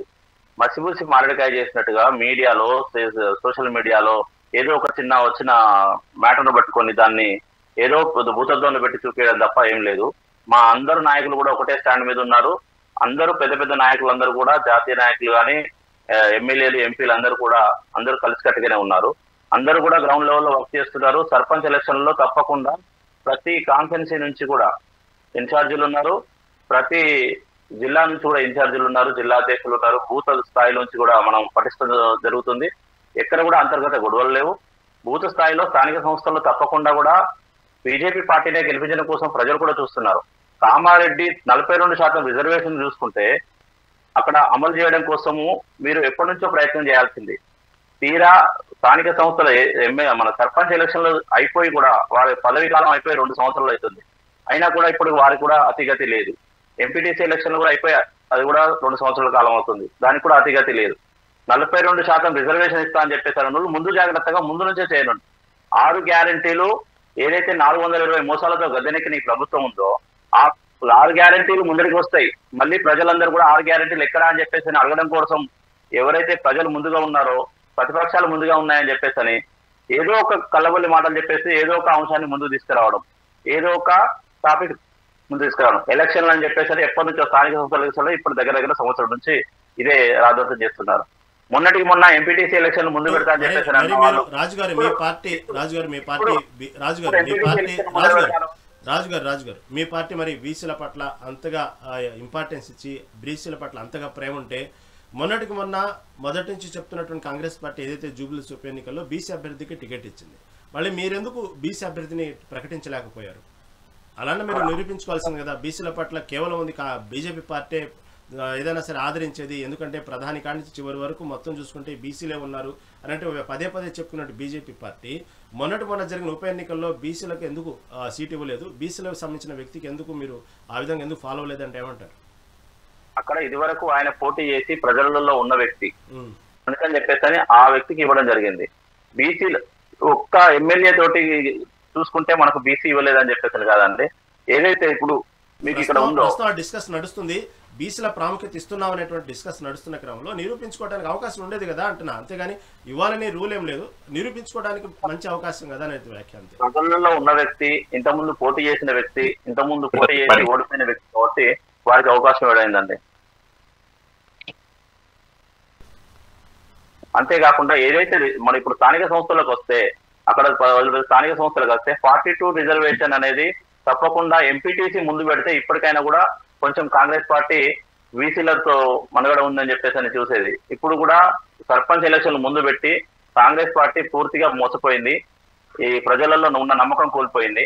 ఏదైతే మీరు స్థానిక సంస్థలలో ఇప్పుడు సర్పంచ్ ఎలక్షన్లు పెట్టకపోతే వచ్చే కేంద్ర ప్రభుత్వం నుంచి వచ్చే ఫండ్ అంతా కూడా రిటర్న్ పోతుందని చెప్పేసి అన్న ఒక్క చిన్న కారణంతో ఇప్పుడు ఈ సర్పంచ్ ఎలక్షన్లు ముందు తీసుకోవడం జరిగింది తప్ప ఏదైతే బీసీల పట్ల కానీ ప్రజల పట్ల కానీ ప్రజాప్రతినిధులు స్థానికంగా గెలిస్తే లీడర్ అవుతారని చెప్పేసి అని కూడా ఆ చిత్తశుద్ధి లేదు కాంగ్రెస్ పార్టీకి. కేంద్ర ప్రభుత్వ నిధులతోటి అభివృద్ధి పనులు జరగాలంటే సర్పంచ్ ఎలక్షన్స్ పెట్టాలి.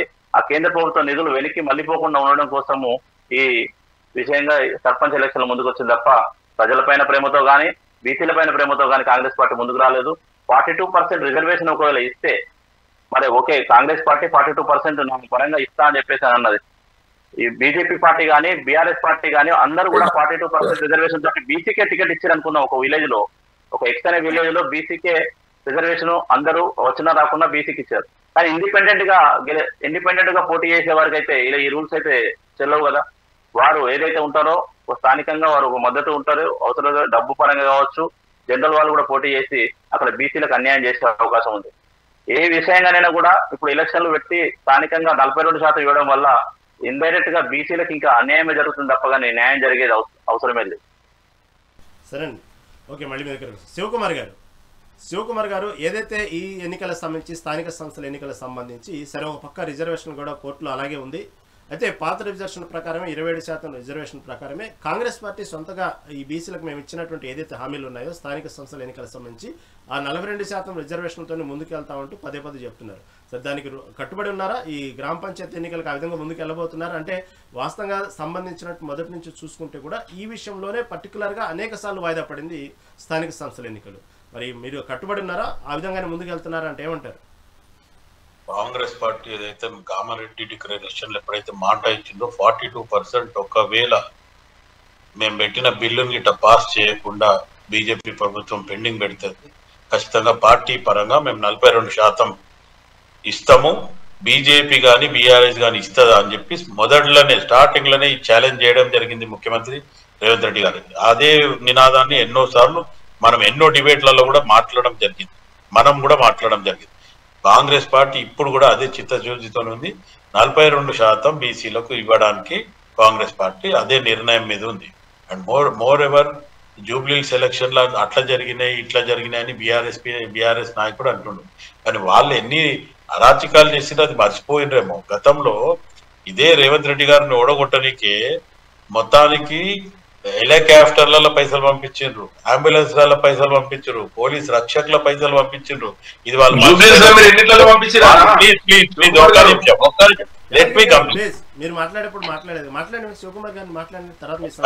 అయితే ఈ రోజు వాళ్ళు హుజూరాబాద్ ఏం చేసిండ్రు అనేది వాళ్ళు ఒకసారి ఆలోచించుకోవాలా, లేదంటే మునుగోడులు ఏం చేసిండ్రు అనేది ఆలోచించుకోవాలా. ఎందుకంటే కాంగ్రెస్ పార్టీ మొదటి నుంచి ఒక్కసారి డిక్లేర్ అయిందంటే బై ఎలక్షన్లు ఎప్పుడైనా సరే రూలింగ్ ఉన్న పార్టీకే కొంచెం ఎడ్జ్ ఉంటది అనేది యాదగిరికి కూడా తెలుసు, పక్కన ఉన్న మన తమ్ముడు రాజుకు కూడా తెలుసు. ఎందుకంటే బై ఎలక్షన్ అంటేనే ఎక్కువ మట్టుకు కంపల్సరీ రూలింగ్ పార్టీకి కొంచెం ఎడ్జ్ ఉంటది, పబ్లిక్ కూడా రూలింగ్ పార్టీకే సపోర్ట్ చేస్తారు. ఎందుకంటే ఇప్పుడు బై ఎలక్షన్ లో కాంగ్రెస్ పార్టీ గెలవడానికి ముఖ్య కారణం ఏంది? ఇంకా 3 సంవత్సరాల 1 నెల కాంగ్రెస్ పార్టీ అధికారంలో ఉంటది. మళ్ళీ వచ్చే ఎలక్షన్ వరకు అందుకు ఒకవేళ జూబ్లీహిల్స్ ని కాంగ్రెస్ పార్టీ క్యాండిడేట్ ని గెలిపిస్తే నిధులు కానీ ఇంకేమన్నా కానీ అభివృద్ధి జరిగే అవకాశం ఉంటుంది అనే రకంగానే ఆలోచిస్తారు. ఎదర్ కాంగ్రెస్ పార్టీ ఉండొచ్చు, బీఆర్ఎస్ ఉండొచ్చు, బీజేపీ ఉన్నా ఎవరైనా ప్రజలు అయినంత మటుకు అధికారంలో ఉన్న పార్టీకే చేస్తారు. రేపు జరగబోయే సర్పంచ్ ఎలక్షన్ లో కూడా జెండాలు లేకున్నా అక్కడ మళ్ళా అవసరమైతే నిధులు కావాలా అన్ని కావాలనుకుంటే మటుకు ఆ మొత్తానికి లోపల గెలిచిన వాళ్ళందరూ కూడా మళ్ళీ కాంగ్రెస్ సైడే వస్తారు. కాంగ్రెస్ పార్టీ సర్పంచ్లని ఆ మొత్తానికి చైర్మన్ ఎన్నుకుంటారు. ఇవన్నీ మనం గతంలో 2014లో 2018లో కేసీఆర్ చూపించిన చరిత్ర అది. ఎందుకంటే కేసీఆర్ దీనికి గురు, మాటల గారడి కానీ లేకపోతే ఈ ఎలక్షన్ల చక్రం తిప్పడం కానీ. ఇప్పుడు నరేంద్ర మోదీ గారు రేవంత్ రెడ్డి గారు బడాబాయ్ చోటాబాయ్ అని చెప్పి మన మల్లెపాక యాదగిరి గారు అంటారు. కానీ గతంలో 300 కోట్లు ఎదురిచ్చి ఇమీడియట్ గా ఎలక్షన్ 6 నెలల ముందు పెట్టిండ్రు, మర్చిపోయినట్టుండదు. ఎందుకంటే 2018లో ఎలక్షన్ జనరల్ ఎలక్షన్ తో పాటు జరగాల, కానీ ఇదే కేసీఆర్ 300 కోట్లు ఇచ్చి స్పెషల్ గా 6 నెలల ముందు ఎలక్షన్ లో గెలిపించుకోవాలని ఆ రకంగా చేసిండు. అప్పుడు గల్లీలోనేమో తిట్టిండ్రు, ఢిల్లీలో పోయి సన్మానం చేసి వచ్చిండ్రు నరేంద్ర మోదీకి, అమిత్ షాకి. ఈ రోజు అమిత్ షా దగ్గర మాట్లాడిన తర్వాతనే బండి సంజయ్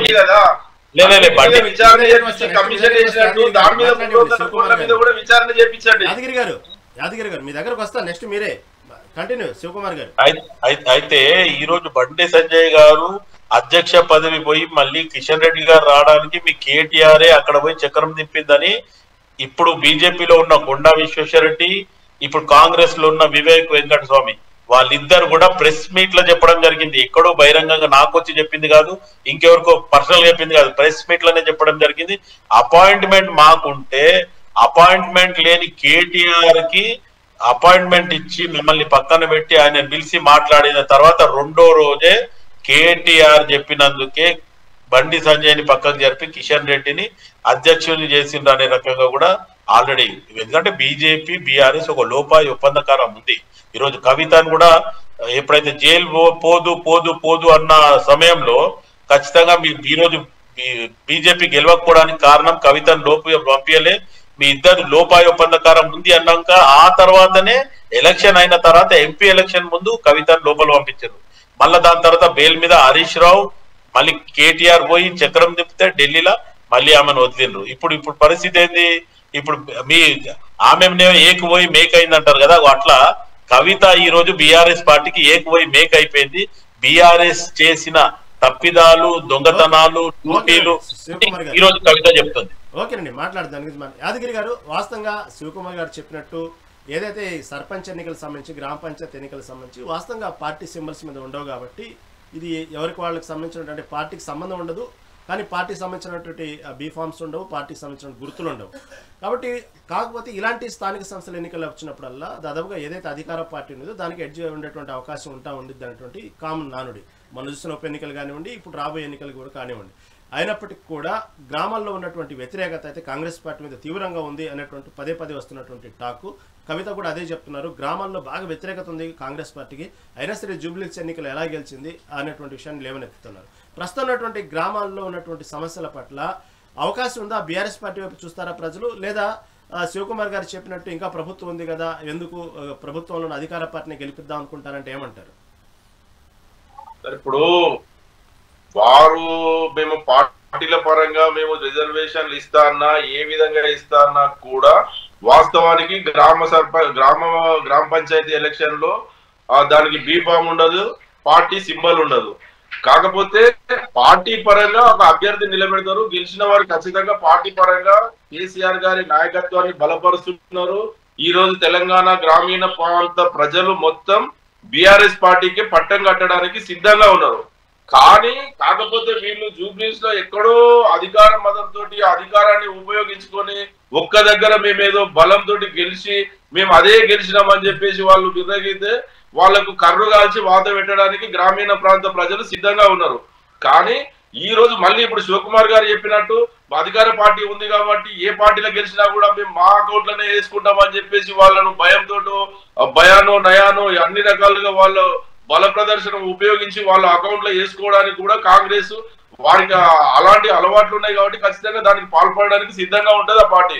కానీ ప్రజల మద్దతుతోటి గెలిచేది మాత్రం బీఆర్ఎస్ పార్టీ బలపరిచిన అభ్యర్థులే ఖచ్చితంగా గెలుస్తారు.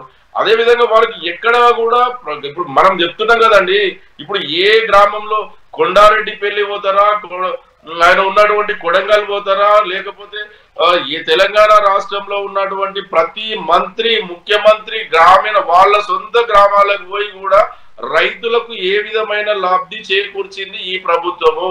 పూర్తి స్థాయిలో ఏకకాలంలో 2 లక్షల రూపాయలు రుణమాఫీ చేస్తున్నారు. ఆ ఏ గ్రామంలో అయినా సరే తెలంగాణ రాష్ట్రంలో ఉన్నటువంటి ఏ గ్రామంలో వెళ్ళి అయినా పూర్తి స్థాయిలో 2 లక్షలు ఏకకాలంలో అయినాయా? అది చాలు కదండి. అదే విధంగా ఇప్పుడు 10,000 రూపాయలు రైతుకు 1 ఎకరానికి పెట్టుబడి సాయం మా ప్రభుత్వం ఇస్తే నేను 15,000 ఇస్తా అన్నాడు, 12,000 ఇస్తా అన్నాడు. ఈ రోజు వరకు ఎలక్షన్ల ముందు పార్లమెంట్ ఎలక్షన్ల ముందు ఒక్కసారి ఇచ్చిండు, అది కూడా కేసీఆర్ గారు జమ చేసిన అకౌంట్లకు వెళ్ళి మాత్రం ఆ డబ్బులు మాత్రమే రిలీజ్ అయింది. మళ్ళీ 2 సార్లు పోయినాయి. వాళ్ళు మా ప్రభుత్వము నాట్ల సమయంలో మేము రైతు బంధు ఇస్తే ఈ రోజు కాంగ్రెస్ ప్రభుత్వం ఓట్ల సమయంలో ఇస్తుంది. అది ప్రజలు గమనిస్తలేరా అండి? తెలంగాణ అదే విధంగా తెలంగాణలో ఉన్నటువంటి ఆడపడుచులకు బతుకమ్మ కానుకగా కేసీఆర్ గారు ఒక ఆడబిడ్డకు బతుకమ్మ చీర ఇవ్వాలని చెప్పేసి ఒక గొప్ప సంకల్పంతో ప్రతి ఆడబిడ్డ ఒక బతుకమ్మ చీర కట్టుకోవాలని చెప్పి కేసీఆర్ గారు ఇస్తే ఈ రోజు దాన్ని మళ్ళీ నేను 2 చీరలు ఇస్తా 3 చీరలు ఇస్తా అని చెప్పి ఈ రోజు గ్రామీణ ప్రాంత ఎలక్షన్ల కోసం వారు ఒక యూనిఫామ్ టైపు ఓ గ్రామీణ ప్రాంత మహిళలకు ఒక యూనిఫామ్ టైపు మాత్రమే గ్రామీణ ప్రాంత ప్రజలకు ఈ రోజు ఇందిరమ్మ చీరలు అంట. ఎక్కడి అండి ఇందిరమ్మ చీరలు ఏ విధంగా ఇస్తారండి? మీరు ఒకవేళ నిజంగా ఇందిరమ్మ మీద ప్రేమ అభిమానం ఆప్యాయత ఉంటే మీరు పార్టీల పరంగా ఇవ్వండి. ఇందిరమ్మ బర్త్డే రోజు జయంతి రోజు సోనియా గాంధీ జయంతి రోజు బర్త్డేల రోజు మీరు ఇవ్వండి, మీ పార్టీ పరంగా ఇవ్వండి. ప్రభుత్వ సొమ్ము దుర్వినియోగం చేసుకుంటా ఒక గొప్ప ఆడపడుచులకు గొప్ప పండుగ బతుకమ్మ చీరలను తీసుకొని మీరు ఏదో మేము గొప్పగా చేసినామని చెప్పేసి ఇందిరమ్మ చీరలు ఏ విధంగా ఇస్తారండి? మీరు ఇవ్వండి. నిజంగా తెలంగాణ ఆడపడుచుల మీద ప్రేమ ఉంటే ఇందిరాగాంధీ ప్రేమ ఒకవేళ ఇందిరాగాంధీ మీద ప్రేమ ఉంటే మీరు పార్టీ పరంగా ఇవ్వండి, మీ పిసిసి పరంగా ఇవ్వండి. ఎవరిదంటారండి? మీరు ఏదో మేమిచ్చిన దాన్ని కొనసాగింపుగా ఇచ్చుకుంటూ మేమిచ్చినామని గొప్పలు చెప్పుకొని మరి తెలంగాణ రాష్ట్రంలో మొత్తం ఎందుకు ఇస్తలేరండి? సిటీలో హైదరాబాద్ లో ఎందుకు ఇస్తలేరండి? కేవలం గ్రామీణ ప్రాంతాల్లో ఎందుకు ఇస్తారండి? గ్రామీణ ప్రాంతాలలో సర్పంచ్ ఎలక్షన్లు ఉన్నాయి కాబట్టి అవి సర్పంచ్ ఎలక్షన్ల చీరలు అంటారు. కానీ అవి మరి ఇందిరమ్మ చీరలు అంటారా లేకపోతే బతుకమ్మ చీరలు అంటారా ఆ కాంగ్రెస్ పార్టీ చీరలు అంటారా? పార్టీ ఒకసారి చెప్పండి. హుజూరాబాద్ లో దళిత బంధు ఎందుకు ఇంట్రడక్షన్ చేసిండ్రు అని చెప్పండి. హుజూరాబాద్ లో కేవలం హుజూరాబాద్ ఎలక్షన్ల కోసమే దళిత బంధు పెట్టలేదు. గతంలో కూడా నేను చెప్తా విను శివన్న, నువ్వేం పరిశాన్ కాకు. ఒకటి దళితులు ఈ రాష్ట్రంలో ఉన్న దళితులు విడతల వారీగా అన్ని వర్గాల ప్రజలను అభివృద్ధి చేయాలని చెప్పేసి తెలంగాణ రాష్ట్ర ప్రభుత్వం తెలంగాణ రాష్ట్రం ఏర్పడ్డ తర్వాత మొదటిసారి ముఖ్యమంత్రిగా కేసీఆర్ గారు అయినాక ఒక్కొక్క విడతగా ఒక్కొక్క వర్గాలకు స్కీములు సంక్షేమ పథకాలు అమలుపరుచుకుంటూ 200 రూపాయలు ఉన్న పెన్షన్ 1000 రూపాయలు చేసిండు. పేదింటి ఆడబిడ్డ పెళ్లి చేసుకుంటే 50,000 చేసిండు. ఆ తర్వాత 1,00,000 రూపాయలు చేసిండు. అదే విధంగా బీసీ బంధు అని చెప్పిండు. గొల్ల తిరుమలకు 1,00,000 రూపాయలు గొర్రెల స్కీమ్ అని పెట్టిండు. చేప పిల్లలను ముదిరాజులకు పెట్టిండు. దానిని కొనసాగింపుగానే ఆ సమయంలో ఎలక్షన్లు రావచ్చు, కానీ ఆ ఎలక్షన్ల కోసం హుజూరాబాద్ ఎలక్షన్ల కోసం కాదు. ఆ దళిత బంధు అంతకు ముందు నుంచే ఎస్సీ దళిత మేధావులతోటి అధికారులతోటి అన్ని రాజకీయ పార్టీలలో ఉన్నటువంటి మేధావులతోటి అన్ని రాజకీయ పార్టీ నాయకులతోటి హైదరాబాద్ లో పెట్టేది ఉండే హుజూరాబాద్ ఎందుకు పెట్టిండు? శివన్న నువ్వు ఆగు, రైతు గారు చెప్పనివ్వండి. నేనేమంటున్నా, హుజూరాబాద్ ఎలక్షన్ల సమయంలో అయినా ఇప్పుడున్నటువంటి మీ డిప్యూటీ మంత్రి ముఖ్యమంత్రి గారు బట్టి విక్రమార్క గారు కూడా ప్రగతి భవన్ కు వచ్చి ముఖ్యమంత్రి కేసీఆర్ గారితో మాట్లాడి అన్ని రాజకీయ పార్టీల ద్వారా ఈ దళితులకు ఆర్థికంగా అభివృద్ధి చెందాలి. గతంలో ఎస్సీ కార్పొరేట్ 1,00,000 రూపాయలు 50,000 ఇస్తే వాళ్ళు ఆర్థికంగా అభివృద్ధి చెందలేరు కాబట్టి దాన్ని కూడా సబ్సిడీ పరంగా ఒక 30% లెక్క సబ్సిడీ కాకుండా కేవలం 10 లక్షల రూపాయలు పూర్తి సబ్సిడీ తోటి దళితులు ఆర్థికంగా అభివృద్ధి చెందాలంటే మళ్ళీ ఒక్క పైసా కూడా ప్రభుత్వానికి రిటర్న్ ఇవ్వకుండా వారిని అభివృద్ధి చేయాలని చెప్పి ఒకేసారి అంత బడ్జెట్ ప్రభుత్వం దగ్గర లేదు కాబట్టి దాన్ని విడతల వారీగా దళితులకు 200 మందికి మొదటిసారి 200 మంది దళితులకు దళిత బంధు ఏర్పడి ఒకరి నియోజకవర్గాన్ని చేసిండు. అందులో ముఖ్యంగా మీలాగా మీ పార్టీ వారికే కాదు, మా బీఆర్ఎస్ పార్టీ కాదు, ఇప్పుడున్నటువంటి మీ డిప్యూటీ ముఖ్యమంత్రి మన బట్టి విక్రమార్క గారి మదిరా నియోజకవర్గం నుంచి కూడా పైలట్ ప్రాజెక్ట్ గా తీసుకున్నారు. కొన్ని నియోజకవర్గం అన్ని రాజకీయ పార్టీలను మేము పార్టీల పరంగా రాజకీయంగా చూలే మా నాయకుడు ఆ రోజు అన్ని రాజకీయ పార్టీలకు అవకాశం ఇచ్చిండు. ఆ రోజు కాంగ్రెస్ లో ఉన్నవారు దళిత బంధు తీసుకున్నారు, బీజేపీలో ఉన్నవారు దళిత బంధు తీసుకున్నారు. బీఆర్ఎస్ పార్టీ అనే కాదు, అర్హులైన అందరికీ అందులో ఉన్నటువంటి అర్హులైన వారికి 200 ఒక నియోజకవర్గం నుంచి 200 మందికి ఇచ్చి దళితులు ఆర్థికంగా అభివృద్ధి చెందాలన్న ఉద్దేశంతో చేసిండు. అదేవిధంగా దాని తర్వాత మళ్ళీ ఒక 500 మందికి మళ్ళీ తీసుకొని మళ్ళీ అకౌంట్లు ఓపెన్ చేసిన తర్వాత ఎలక్షన్లు వచ్చినాయి కాబట్టి మా ప్రభుత్వమే వస్తే ఈ రోజు మళ్ళీ ఇంకా 2-3 విడతలు వస్తుండే, ఇంకా సగం మంది దళితులకు దళిత బంధు వస్తుండే. మీరు దళిత బంధు 15 లక్షలు, అంబేద్కర్ భరోసా 12 లక్షలు ఇస్తాన్నారు. ఎక్కడ పోయింది? నువ్వు ఒక దళిత బిడ్డవే కదా, నువ్వెందుకు అడగలేకపోతున్నావు? మీ దళితులు అన్నటువంటి మంత్రులు ఉన్నారు కదా, దామోదర్ రాజనరసింహ గారు దళిత బంధు. ఓకే, మళ్ళీ మీ దగ్గరకు వస్తాను, టాపిక్ డైవర్ట్ అవుతుంది. ఓకే రాజు గారు వాస్తవంగా బీజేపీ పార్టీ చూస్తే దాదాపుగా అర్బన్ ఏరియాలో దాని ప్రభావం బాగానే ఉంది. ప్రస్తుతం కూడా బీజేపీ పార్టీ ఇటు మోడీ చరిష్మాతో కానివ్వండి, ప్రస్తుతం ఉన్నటువంటి ఇక్కడ రాజకీయ కారణాల వల్ల కానివ్వండి, బీజేపీ పార్టీ అయితే అర్బన్ ప్రాంతాల్లో బాగానే కనబడుతుంది. కానీ రూరల్ ప్రాంతాల్లోకి వచ్చేటప్పటికి బీజేపీ పార్టీకి అంతగా ఆదరణ లేదు అనేటువంటి విశ్లేషణ అయితే బయటకు వస్తూ ఉంది. ఈ క్రమంలో ఇప్పుడున్నటువంటి స్థానిక సంస్థల ఎన్నికలన్నీ కూడా దాదాపు రూరల్ ప్రాంతాలకు సంబంధించినవి కాబట్టి మీ పార్టీ ప్రజలకు వెళ్ళడానికి ఎటువంటి ప్లాన్ చేస్తుంది? ఈ స్థానిక సంస్థల ఎన్నికల్లో మీరు కూడా గట్టిగా పోటీ ఇవ్వడానికి సిద్ధంగా ఉన్నారా? ఏమంటారు? అసలు గట్టిగా మా పార్టీ పరంగా చూసుకుంటే రూరల్ అర్బన్ అని తేడా లేదండి. రూరల్ లో ఉంది, అర్బన్ లో ఉంది. ప్రతి ఒక్క చోట కూడా మా పార్టీ ఉంది. చివరి గ్రామంలో ఉన్న ప్రతి గడపలో కూడా బీజేపీ పార్టీ అంటే ఏంటి, కేంద్ర ప్రభుత్వం పథకాలు ఎలా ఉన్నాయని చెప్పేసి అనుకుంటే, ఇప్పుడు గత ప్రభుత్వం ఏదైతే ఉందో, మన తెలంగాణ రాష్ట్రంలో వచ్చిన ప్రభుత్వం అంతకుముందు ఏదైతే ఉందో ఆ ప్రభుత్వం నుంచి ఈ ప్రభుత్వం తెచ్చుకోవడం ద్వారా ప్రజలు ఏం ఆలోచిస్తున్నారంటే, ఆ పొయ్యి మీద ఉన్నది కాస్త తీసుకుపోయి, పెనం మీద ఉన్నది కాస్త తీసుకుపోయి మనం పొయ్యిలో వేసుకున్నట్టు అయింది. కనుక మనము ఈ ప్రభుత్వాలకు బుద్ధి చెప్పాలంటే, గత ప్రభుత్వం కానీ ఇప్పుడు ప్రస్తుతానికి ఉన్న ప్రభుత్వానికి బుద్ధి చెప్పాలని చెప్పేసి అంటే, స్థానిక సంస్థల్లో ఉన్న మన ఓటు పరంగానే బుద్ధి చెప్పాలని చెప్పేసి ప్రజలు ఎదురు చూస్తున్నారు. ఆ ప్రకారంగా ఈ ఎలక్షన్లు పెడితే ఇబ్బందులు పాలవుతారని చెప్పేసి ఎన్ని రోజులు కాలయాపన చేయడం జరిగింది. ఏదైతే సరే స్థానిక సంస్థల ఎలక్షన్స్ చేపట్టడం జరిగింది. దీనివల్ల మన గ్రామాల్లో చూసుకుంటే ప్రతి ఒక్కరు కూడా 2 సంవత్సరాల నుంచి మొదలు పెడితే కేంద్ర ప్రభుత్వ నిధులు తప్ప, ఏదైతే మనం మోరీ దగ్గర నుంచి మొదలు పెడితే, ఇంకుడు గంట దగ్గర నుంచి పెడితే, లైట్ దగ్గర నుంచి మొదలు పెడితే, ఏదైతే గల్లీలో ఉన్న రోడ్డు దగ్గర నుంచి పెడితే స్కైవే వరకు కూడా మన తెలంగాణలో కావచ్చు, ఎక్కడైనా కావచ్చు, కేంద్ర ప్రభుత్వ నిధులతోటే మనం డెవలప్ అయింది. పక్కా తెలంగాణలో చూసుకుంటే పక్కకు 100కు 100% ఒక్క రూపాయి కూడా స్థానికంగా స్టేట్ పార్టీ దగ్గర నుంచి ఒక్క ఎమ్మెల్యే దగ్గర కూడా ఎమ్మెల్యే నిధులు లేవు. ఒక్క రూపాయి కూడా ఇంతవరకు రాలేదు.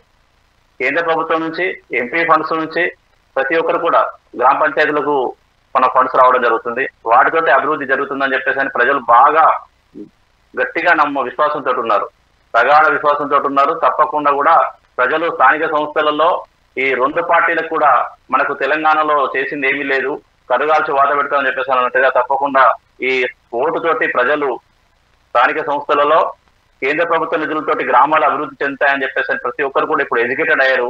ఆ ఎడ్యుకేటెడ్ అయిన సందర్భంగా కేంద్ర ప్రభుత్వం నుంచి వచ్చే నిధులన్నీ రాష్ట్ర ప్రభుత్వం నుంచి వదులైంది అని చెప్పేసి ప్రతి ఒక్కరికి 2 సంవత్సరాల నుంచి తేటతెల్లమైంది. ఓటుతోటి బుద్ధి చెప్పడానికి మీరు అన్నట్టుగా అర్బన్ లోనే కాదండి, రూరల్ లో చాలా మంది తెలివైన ప్రజలు ఉన్నారు.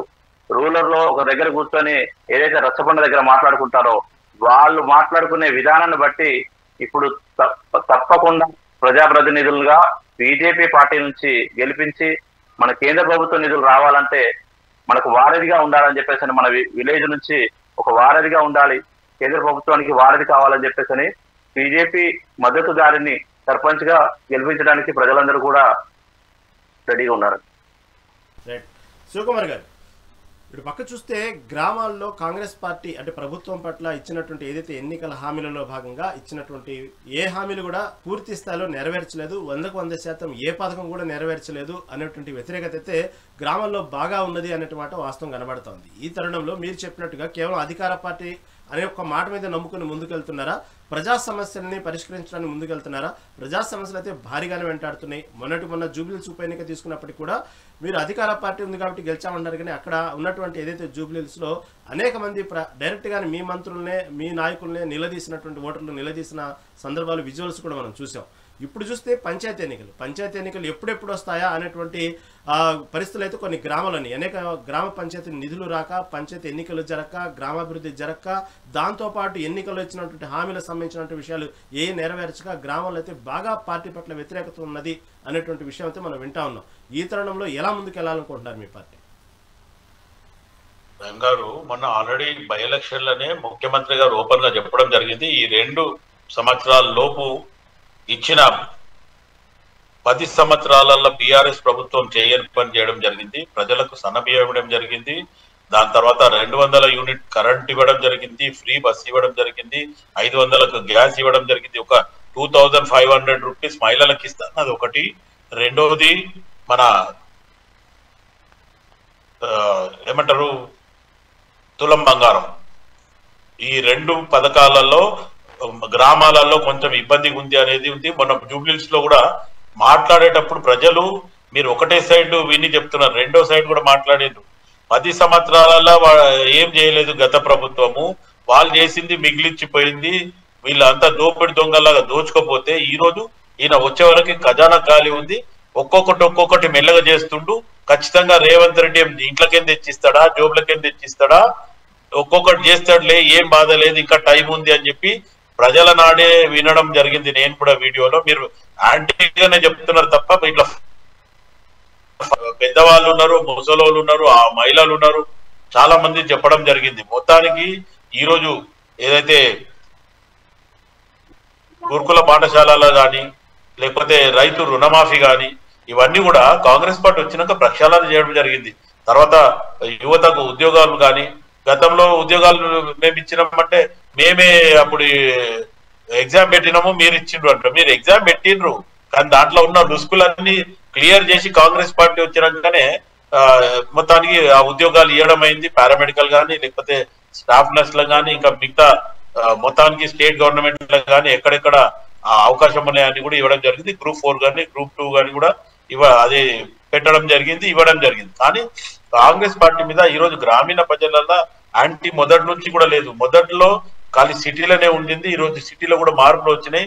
ఎందుకంటే జూబ్లీహిల్స్ ఎలక్షన్ లో చాలా మటుకు బయటపడింది. ఈరోజు మాగంటి గోపీనాథ్ గారిది కేటీఆర్ బినామీ, మొత్తానికి జూబ్లీహిల్స్ లో ఉన్న ల్యాండ్లన్నీ కేటీఆర్ బినామీల పేరు మీదనే ఉన్నాయి అనేది కూడా గెలిచిన నవీన్ కుమార్ యాదవ్ ఎవరైతే ఎమ్మెల్యేగా గెలిచిండో ఆయన మొత్తానికి గతంలో మాగంటి గోపీనాథ్ మీద కూడా కేసు చేయడం జరిగింది. దాని తర్వాత మిగతా విషయాలలో వస్తే అటు చిన్న శ్రీశైలం యాదవ్ కూడా ఓపెన్ గా చెప్పడం జరిగింది. ఇదే కేటీఆర్ పెళ్లికి కూడా రిసెప్షన్ కి వాళ్ళ పైసలు లేకపోతే నేను, రహీం గారు ఇంకా కొంతమంది పోయి అక్కడ పైసలు కట్టి ఆయన రిసెప్షన్ చేయడానికి జరిగింది అన్నారు. మా క్యాంపెయిన్ కమిటీ చైర్మన్ ఎవరైతే మధు యాష్కి గౌడ్ ఉన్నారో, కవిత పెళ్లికి నువ్వు హైదరాబాద్ వస్తా యుఎస్కే అంటే వీసా ప్రాసెసింగ్ కానీ లేకపోతే మధు యాష్కి గారు చెప్తేనే కానీ హైదరాబాద్ కి వచ్చే పరిస్థితి, లేకపోతే పెళ్లి కూడా రాలేని పరిస్థితి. మొత్తానికి గతంలో కేటీఆర్, కేసీఆర్, హరీష్ రావు, కవిత మిగతా వీళ్ళందరూ కూడా మొత్తానికి 2014లో వాళ్ళ పరిస్థితులు ఏంటి, ఈరోజు 100,000 కోట్లు ఏడుకేని వచ్చినాయి, ఇలా ఫామ్ హౌస్ ఏడుకేని వచ్చినాయి, బుర్జు ఖలీఫాలో ఏడుకేని వచ్చినాయి, డాలర్స్ కాలనీలో ఇండ్లు ఏడుకేని వచ్చినాయి. తర్వాత ఆయన నిన్న ఇవాళనే చూడు కవిత ప్లస్ నిరంజన్ రెడ్డి గారి మధ్యన గొడవ. నిరంజన్ రెడ్డి ఆమెనేమో పుచ్చొంకాయ లాంటి ముఖం అంటాడు, ఈమె అంటది పిచ్చి పిచ్చిగా మాట్లాడితే పుచ్చ వలగొడతా అని చెప్పి ఆమె మాట్లాడుతుంది. ఆయనకు 3 ఫామ్ హౌస్లు, ఈమెకు 2 ఫామ్ హౌస్లు, శంకర్పల్లిలో ఈమెకు పెద్ద ఫామ్ హౌస్ అంట. ఈమె బయటి దేశంకి గ్రానైట్ చెట్లు తెచ్చి మొత్తానికి ఆస్ట్రేలియాకి ఎన్నో ఇంగ్లాండ్కి ఎన్నో చెట్లు ఇట్లు తెచ్చి ఇక్కడ ఆమె ఫామ్ హౌస్ లో వేస్తుందని చెప్పి 2014 కంటే ముందు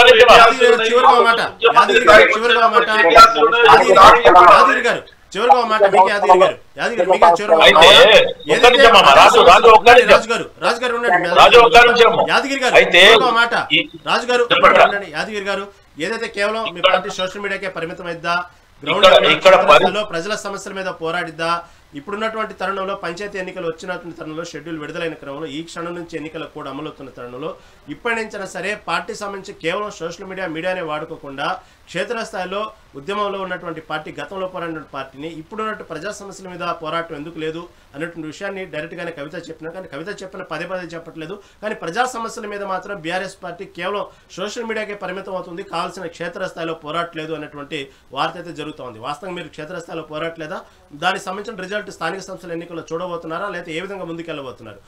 సమయం చాలా తక్కువ ఉందండి సార్. ఇప్పుడు నిత్యం ప్రజాక్షేత్రంలో ప్రధాన ప్రతిపక్ష పార్టీగా పోరాటం చేస్తుంది, ప్రభుత్వాన్ని ప్రజల్లో ఎండగడుతుంది బీఆర్ఎస్ పార్టీ మాత్రమే.